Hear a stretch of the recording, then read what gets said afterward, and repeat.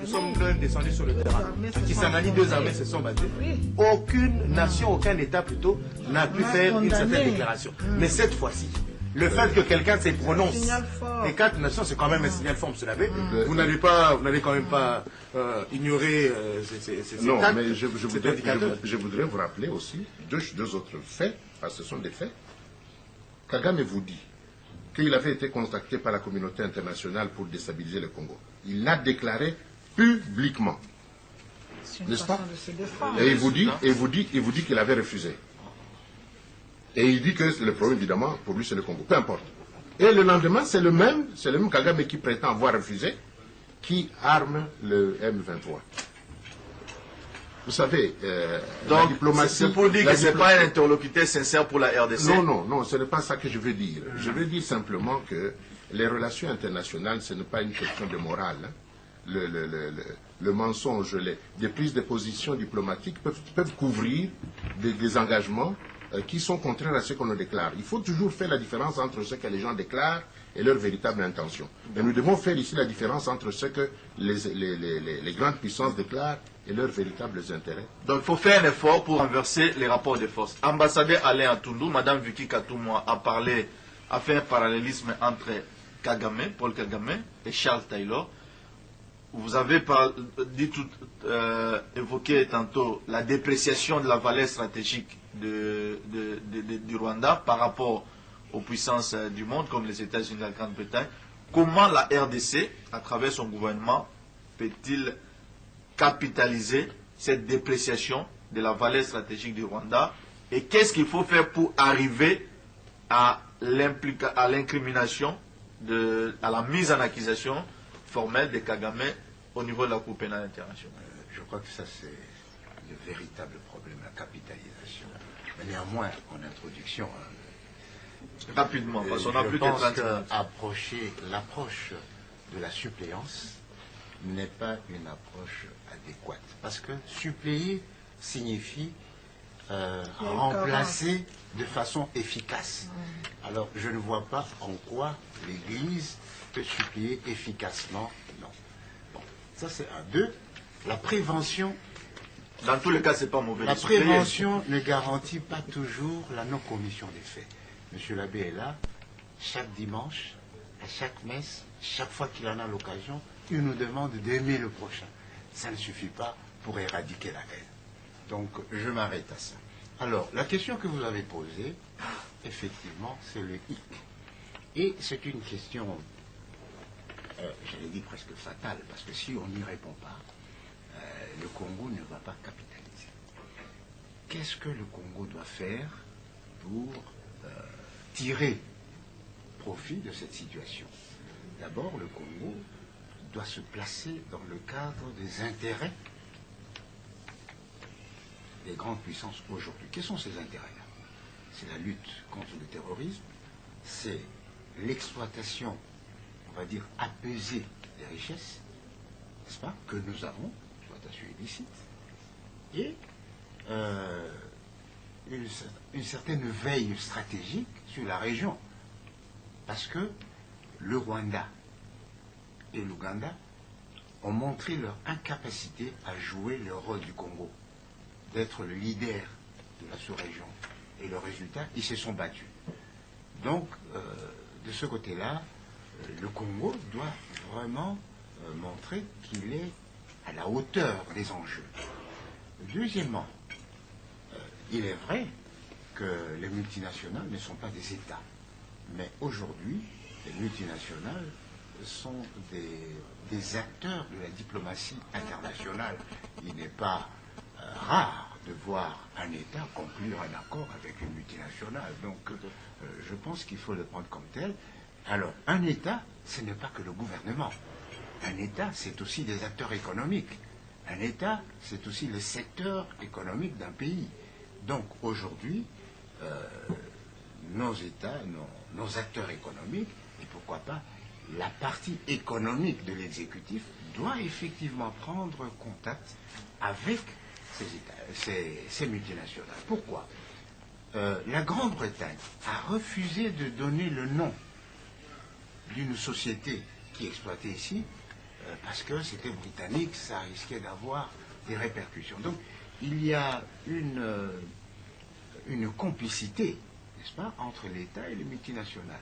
Il faut faire attention à cela. Pour ceci dit, les relations, vous savez, les intérêts dans les relations internationales ne sont pas permanents. Les intérêts passent et repassent comme les saisons.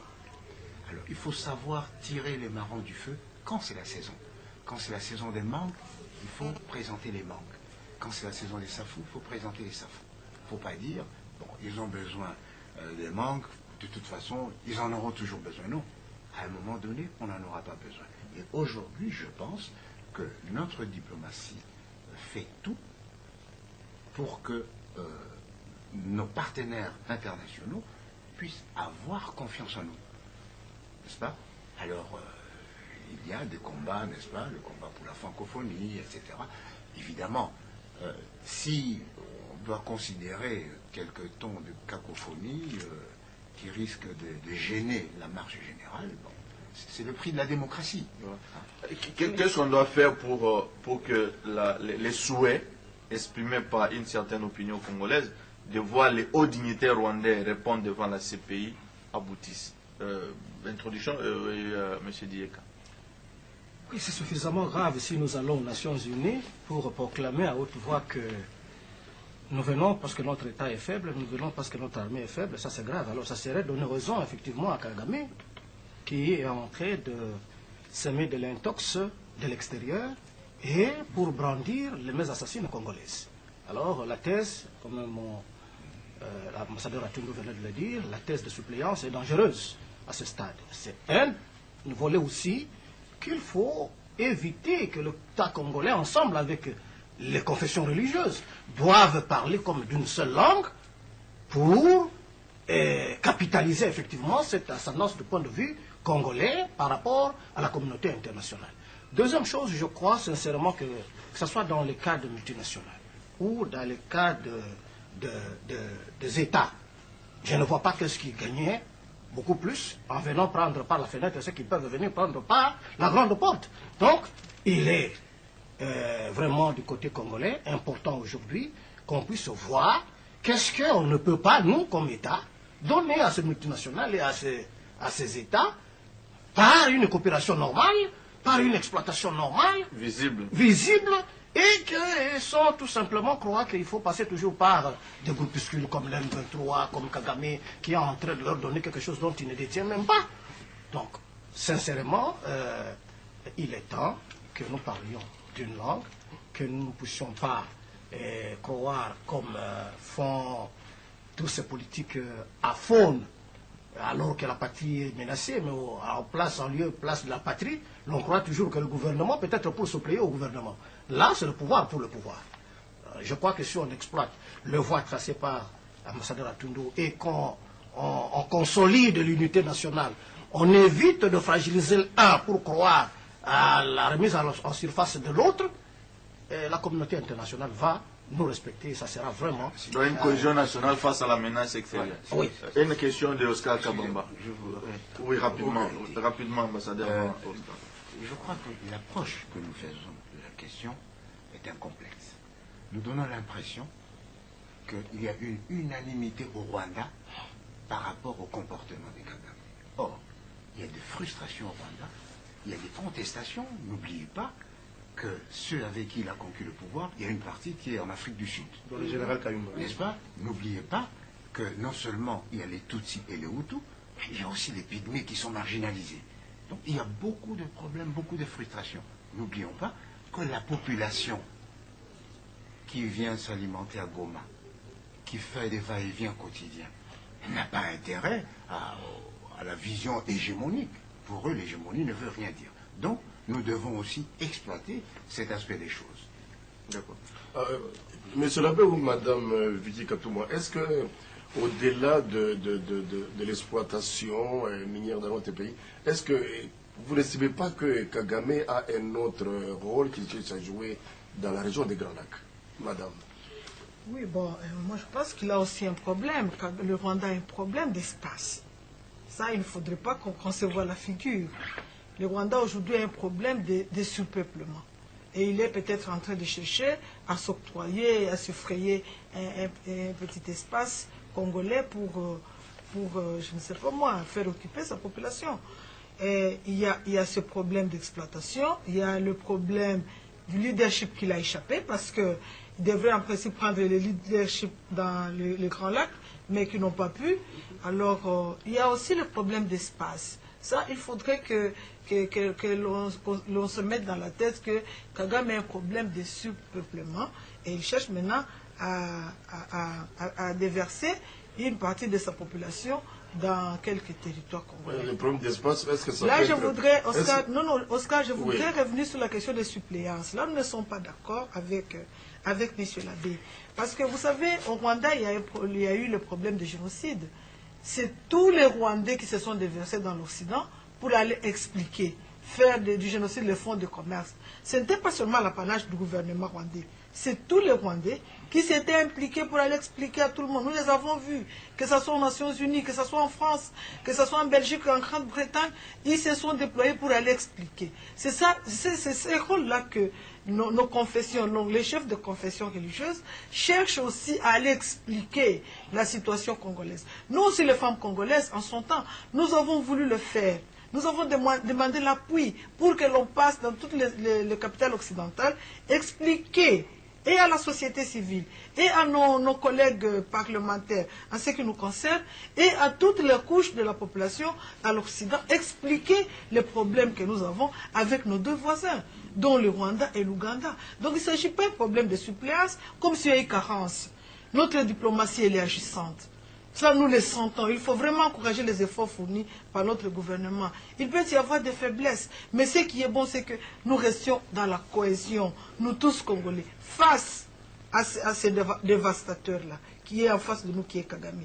Donc nous devons vraiment rester unis et nous battre comme un seul homme pour voir quand même qu'on ait une issue. La population de l'Est est souffre. Je suis aussi de l'Est.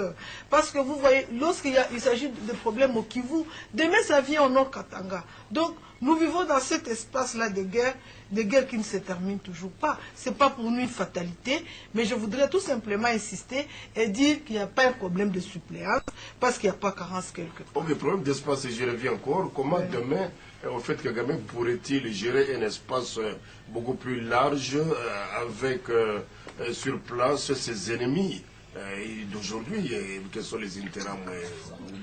Non, le problème des intérêts, Oscar, c'est un problème de fonds de commerce, parce que vous les avez vus, on nous les a montrés.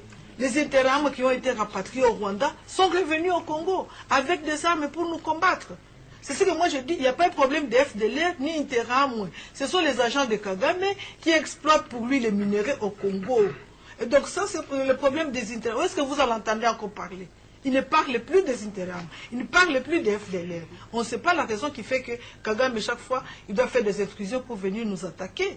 Et donc, moi, je pense que le problème des Interahamwe, FDLR, ce ne sont pas les ennemis de Kagame, ce sont ses frères rwandais, ce sont ses amis. Il les arme encore pour le moment pour venir nous combattre, pour nous tuer, pour nous violer. Il y avait une partie de la question destinée à M. Labbé, mais je voudrais renforcer M. Labbé dans la pétition des chefs de confession religieuse. Ils accusent le Rwanda de faire le recyclage des FDLR au Rwanda, en fait, pour les déverser ensuite comme des mutins. Est-ce que c'est criminel sur le plan du droit? Tout ça est connu. Qu'est-ce qu'on doit faire pour que plus rien ne soit comme avant, pour que les pays ne soient plus régulièrement agressés? Les regrets, la lecture du passé, c'est déjà entendu, c'est déjà connu. Pour que nous puissions profiter, comme l'a dit à sa manière l'ambassadeur, de la dépréciation de la valeur stratégique du Rwanda. Non, il n'y a pas de dépréciation. Ils ont dit de vous montrer que le Rwanda continue à assurer leurs intérêts, qu'ils ne vont pas l'abandonner. Dans tous les cas, même en relation internationale, M. Labbé, rien n'est jamais définitif. Non, c'est toujours provisoire. Il est évident que les Occidentaux nous servent tant que nous servons leurs intérêts. Et quand nous avons fini, c'est fini. Proposition complète. Et donc, Kagame et Museveni doivent se dire qu'ils vont être traités comme tous les autres qui ont servi les intérêts occidentaux, qui vont être jetés quand ces intérêts-là ne seront plus couverts. Mais entre-temps, cela peut être... Entre-temps, ils peuvent Ça peut faire des dégâts pour ceux qui sont faibles et qui sont désorganisés. Oui. Et donc, pour moi, la première chose que nous devrions faire, Voilà. il nous faut d'abord avoir une vision. Une vision. Ça, c'est sur le plan interne. Ça, ce que vous dites là, c'est le plan strictement interne. Mais alors, sur le plan régional maintenant, dans l'ensemble de la région des Grands Lacs, eh bien, alors, quelle voie pour une figure d'un pays est toujours le prolongement et le reflet de sa politique intérieure. Ça ne va pas à l'intérieur, ça n'ira pas à l'extérieur. Deuxième élément, vous dites qu'est-ce que nous devons faire par rapport aux autres pays qui sont à côté de nous. Eh bien, et qu'est-ce que les autres doivent également faire donc, pour que ça marche? Ce que nous devons faire d'abord, ce que j'appelle l'intégration nationale. Donner priorité à l'intégration nationale parce que c'est la condition pour que nous puissions être forts à l'extérieur. Très bien. Hilda Odia, nous allons évoluer. Il ne nous reste plus que 15 minutes pour finir l'émission. Je voudrais qu'on avance. Pour parler de la rencontre entre le président Joseph Kabila et Paul Kagame au sommet de l'Union africaine. Est-ce que cette rencontre a servi de quelque chose? Parce que sur terrain, la situation ne fait que s'empirer. Bien sûr, ça a servi à quelque chose parce qu'il faut savoir parler à l'adversaire. Il faut avoir le courage de parler à l'adversaire sur le plan interne et sur le plan extérieur. Sur le plan interne, je peux vous donner le cas de l'Afrique du Sud. Si l'ANC et Mandela ont vaincu les bourgs et l'apartheid, c'est parce qu'ils ont su parler. Parler en se battant. C'est ce que nous faisons. Le président Kabila parle à Kagame sans renoncer à défendre son pays, sans renoncer à défendre la souveraineté du pays, sans renoncer à défendre l'intégrité territoriale. Donc, ça a servi à quelque chose. Comme quoi? Ça a servi à quoi? Parce que sur terrain, la guerre continue. Oui, mais eux, ils vont se dire des vérités. Ils se disent des vérités parce que ce ne sont pas des commandants des opérations. Ce n'est pas Kagame qui conduit les opérations sur le terrain, ce n'est pas Kabila non plus. Mais le fait qu'ils se parlent, c'est à échelon. Le chef d'État se parle et vous aurez remarqué que une guerre, pour être bien menée, doit être préparée. Une paix, pour être bien acquise, doit être préparée. Et seul le dialogue le prépare. Alors, M. Labbé a noté quelque chose de très grave ici, d'important, c'est l'absence de vision. M. Labbé, permettez-moi de ne pas être d'accord avec vous. Parce que le pouvoir, ou Kabila, n'a pas votre vision. Il a sa vision. Alors, le fait qu'il ne partage pas votre vision ne signifie pas qu'il n'a pas de vision. Parce qu'on ne peut pas parler. Je prends seulement son discours d'investiture en 2001. Je ferai tout et j'irai partout pour chercher la paix. Mais c'est ce qu'il fait. Pendant ces 11 ans, c'est ce qu'il fait. Il met les 5 chantiers. Mais c'est une vision. Ça peut ne pas réussir, mais c'est une vision. Il dit, nous allons faire comme ceci, comme cela, comme cela. Quand vous structurez un problème, c'est-à-dire que vous comprenez la nature du problème. Et donc, vous avez au moins une vision intuitive sur la solution. Donc, je pense que le problème de la vision, c'est une question d'adhésion à une vision plutôt que d'absence d'une vision. Alors, je voudrais en profiter aussi pour nier l'existence d'un problème de peuplement au Rwanda. Le Rwanda, c'est comme la Belgique. 10 millions d'habitants, presque autant de kilomètres carrés. Le problème qui se pose au Rwanda, c'est un problème de la gestion de la terre. Ils ont une gestion moyenâgeuse. Ils doivent aujourd'hui adapter la gestion de la terre et adopter des méthodes, si vous voulez, modernes. Et déjà, avec la CPGL du temps d'Abiyarimana, aller, venir, etc. C'est normal. C'est le Rwanda qui a bloqué cet élan de la CPGL. Aujourd'hui, la machine reprend, etc. Je pense qu'il n'y a pas un problème de terre au Rwanda. Sinon, on va lui dire, qu'il nous demande quelle est la quantité de terre qu'il veut. Ou alors, qu'il soit plus audacieux, demander la fédération avec le Congo. C'est une solution aussi. S'il se sent à l'étroit et que nous ne sommes pas d'accord, il doit dire, écoutez, soyons un même État, comme ça nous allons évoluer, nous devons toujours attaquer. Donc il faut faire montre d'audace, il faut faire montre de courage aussi. il faut avoir le courage de dire, voilà, je veux ça et je ne veux pas ça. Et il ne faut pas croire que Kagame est aujourd'hui dans la meilleure position possible. Il ne représente plus l'homme adéquat pour défendre les intérêts que M. Labbé a cités de l'Occident. Il a été incapable d'imposer son leadership, d'abord vis-à-vis de l'Ouganda. Aujourd'hui, il est vraiment un point dans l'est du Congo. Et il est incapable même de s'imposer ici à Kinshasa. Kagame ne peut pas décider à Kigali. Et la population de Kinshasa exécute. Oui, Blaise Nda. J'allais soulever un fait. En tout cas, les invités m'excuseraient. Oui, il y a M. Dieka qui a soif de... Il pourra même répondre à la question. Moi, je voudrais intervenir par rapport à l'intervention de l'ambassadeur Atundu, que je ne partage pas. Parce qu'il ne faudrait pas que nous minimisions l'ennemi. Kagame est nuisible. Il ne faudrait pas ici qu'on essaie de minimiser la nuisance de Kagame. Parce que qu'il nous fait à l'est là-bas, ça prouve que Kagame est toujours nuisible. Les gens sont en train de mourir chaque jour. Le M23 continue à conquérir les territoires. Hein? Tout ça, c'est la nuisance de Kagame. Il faudrait que nous sommes sur le plateau de la télévision, devant le public qui nous écoute, il faudrait que nous arrivions à dire la vérité au public. Kagame est nuisible. Kagame a ces appétits-là de conquérir nos terres. Et ça, nous le disons en mais oui, avec son leadership diabolique de conquérir nos terres. Parce qu'il sait qu'il ne sait plus où mettre ses Rwandais. Parce que les Rwandais sont devenus beaucoup plus peuplés. Et alors, ça, et quand il dit qu'il ne faudrait pas protéger le Rwandais qui vit au Congo, nous n'allons pas ici, nous, réfléchir à la place de Kagame pour dire que nous allons traiter le problème à la CPGL, parce que Kagame ne voit même pas la CPGL. Vous voyez? Donc il faudrait qu'on arrive quelque part à dire la vérité à la population. Vous avez bien posé la question, il y a le problème des ressources naturelles qui sont en train de voler, il y a le problème de l'hégémonie, le problème du leadership qui n'a pas su gérer, il y a aussi le problème de conquérir notre territoire. Et ça, nous les Congolais, nous disons non à la balkanisation de notre pays, qui est en vue. Nous refusons la balkanisation. Donc le Congo doit rester... Et quand Kagame dit qu'il est en train de protéger le Rwandais s'il vous plaît, Madame Hilda, on va revenir à vous. D'abord... Mais les Rwandais qui vivent en RDC n'ont pas de problème. Les Rwandais sont là, ils sont en RDC.